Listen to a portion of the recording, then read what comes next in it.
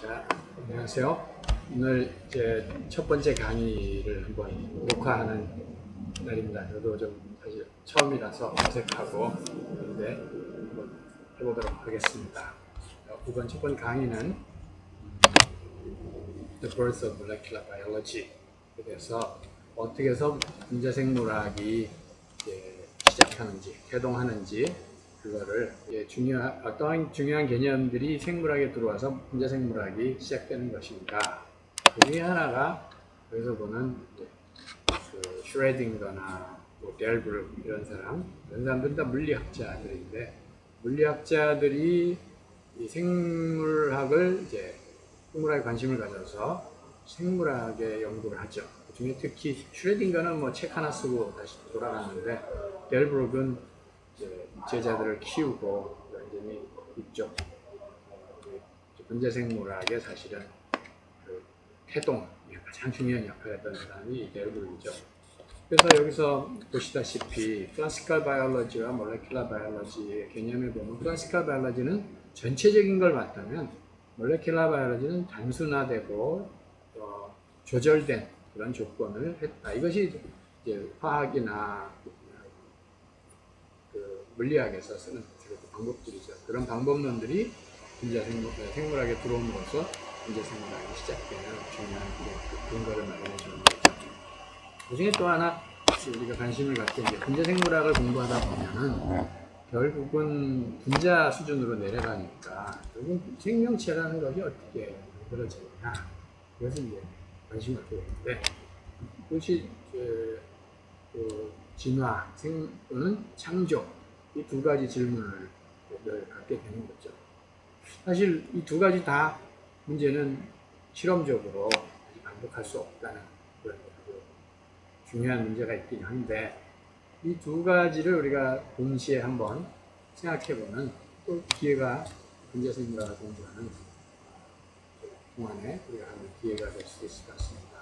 진화론 하면은 다윈 아니면 종의 기원 이런 것을 우리가 많이 얘기하는데 그렇다면 다윈이 어떻게 돼서 이 종의 기원을 쓰게 됐을까?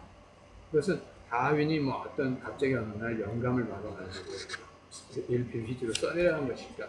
그게 아니다라는 거죠. 다윈은 여러 가지 그동안 의과대학에서 적응하지 못하고 그래서 대신 의과대학에서 자연물 관찰 이런 것에 관심을 갖게 되고 신학교를 졸업하고 나서는 비그로라는 해군배를 타고 탐사를 떠나게 되는데 거기서 이제 여러 가지 지층이나 화석을 또 관찰하게 되고 그 다음에 그 당시 매서스 잉그럼 측량한 산술급적으로 들고 인간이라기보다 사람의 수는 기하급수적으로 되니까 결국은 식량이 부족해서 전쟁이 일어나거나 그런 기아에 의해서 우수한 또는 잘 적응된 사람은 살아남고 적응되지 못하고 약한 사람은 도태된다. 이런 개념이잖아요. 이런 개념들이 그 당시 아주 각광을 받았던 이론들이기 때문에 이런 개념들이 진화론을 쓰게 된, 종의 기원을 쓰게 된 다윈의 머리에 있었던 거죠. 그 다윈은 종의 기원이라는 책을 쓰게 됐고요. 근데 이 책에서의 가장 기본적인 것은 종이 어떻게 만들어지냐죠. The Origin of Species입니다. 그랬을 때 이 기본 개념을 보면은 환경이라는 어떤 외부 요인이 어떤 개체 안에 들어있는 어떤 요인들의 변화를 주어서 새로운 개체가 만들어진다라는 그래서 이거는 팬진이라는 건데 그러니까 마치 하얀 물감에다가 빨간 물감을 섞으면 핑크색 물감이 나오죠. 그 같은 것이 이제 만들어진다라는 걸 생각하게 되는데 멘델이라는 사람 다윈이 진화론을 종의 기원을 발표했는데 멘델은 그보다 10년 뒤에 자신이 관찰한 것들을 발표를 하게 되는데 완두콩의 순종들을 가지고 연구를 해서 발표를 했는데 그 우성과 열성이 있는데 우성과 열성이 서로 섞여가지고 뭐 제3의 어떤 형질이 나타나는 것이 아니고 이것들이 각각 존재한다 이거죠. 그래서 우성과 열성을 회의. 그래서 결과적으로는 이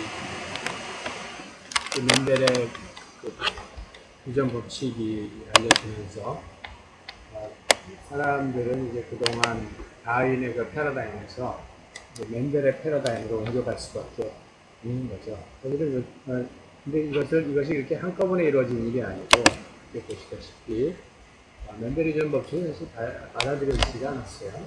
받아들여지지 않고, 무시되고 있다가, 1900년대에 와가지고, 여러 사람들이 멘델 유전 법칙을 재발견하면서, 결국 멘델의 유전 법칙이라는 것이 사실이고, 어떤 거는 펜진의 개념보다는 형질, 유전자, 표현형을 나타내는 유전자라는 게 있을 것이다.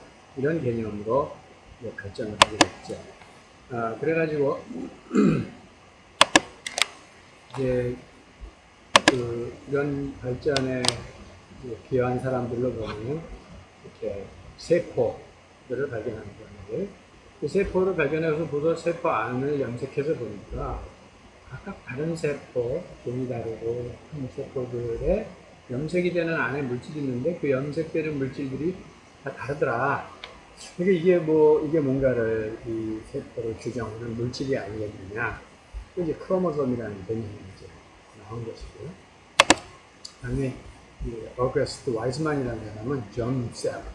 그래서 말하자면 종자, 난자 그런 세포가 유전기를 옮긴다. 그 개념을 생각해내게 됐고, 그 다음에 이제 워버리라는 사람, 이 워버리의 역할 중에 하나가 멘델의 유전 법칙이 다시 세상에 튀어나올 수 있도록 하는데, 이 사람이야말로 이제 그런 어떤 정제한 난자에서 다른 형질을 전해주는 게 이제 크로모솜이다. 이 서튼이라는 사람도 정제한 난자에서 크로모솜 염색을 해서 보니까 정자 안에 들어있는 크로모솜과 난자 안에 들어있는 둘 다 만약에 사람이라고 치면 둘 다 사람을 만들어야 되는데 크로모솜의 종류가 다른 거죠. 이런 걸 통해서 이제 크로모솜이라는 것이야말로 유전 물질이 겹쳐있구나 이렇게 알려진 거죠. 우리가 분자생물학을 공부하게 되면서 가장 분자생물학의 실제적 오늘날 우리가 얘기하는 분자생물학의 태동은 사실 이 콜드 스프링 하버라는 연구소에서 시작했다고 많이 하는데, 이 사람들이 처음 시작한 건 experimental evolution, 어떻게 그 다윈의 진화론을 이제 과학적으로 입증할 수 있습니다.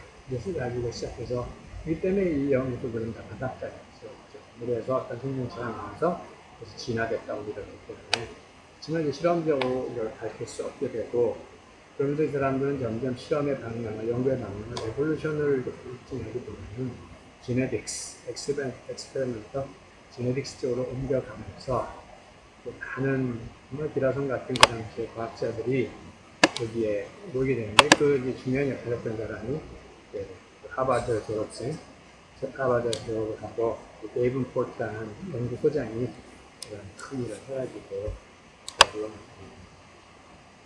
콜드 스프링 하버를 중심으로 분자생물학은 급속도로 발전을 하게 됩니다.